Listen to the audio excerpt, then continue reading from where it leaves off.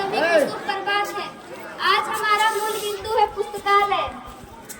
पुस्तकालय ज्ञान का केंद्र होता है जहाँ सभी प्रकार के पुस्तकों का संग्रह किया जाता है।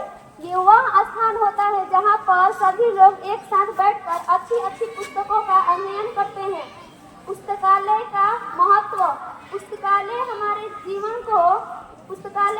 जीवन में बहुत आवश्यक है। इससे हमारा चरित्र का निर्माण एवं जीवन की उन्नत होता है। अच्छे पुस्तक के लिए अच्छे पुस्तकालय का होना आवश्यक है। अच्छे पुस्तकालय के संग्रह और व्यवस्था से ही अच्छे पुस्तकालय बनते हैं। पुस्तकालय का लाभ। पुस्तकालय हमारे हृदय को विशाल एवं जीवन को उन्नत करता है। यहाँ पुस्तकों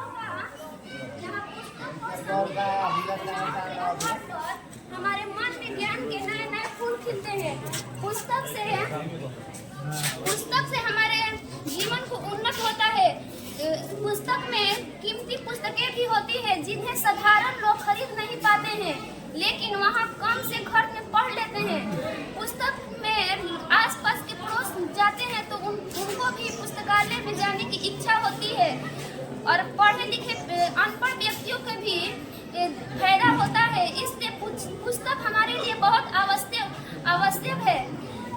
पुस्तकालय का प्रकार। पुस्तकालय 3 प्रकार का होता है: व्यक्तिगत पुस्तकालय, सार्वजनिक पुस्तकालय और राजकीय पुस्तकालय। व्यक्तिगत पुस्तकालय का संगठन कोई बीघा प्रेमी ही करता है। वह अपने रुचि के अनुसार पैसे लगाकर पुस्तक खरीदता है और यह पुस्तक उसके घर के परिवार लोग पढ़ते हैं। सार्वजनिक पुस्तकालय साधारण लोग के सहयोग से खोला जाता है, जिसमें केंद्र सरकार और राज्य सरकार अपने पैसे खर्च कर जनता के सहयोग में खोलते हैं। इससे जनता का सहयोग होता है। इसे राजकीय पुस्तकालय कहते हैं। धन्यवाद। हम भारत के लोग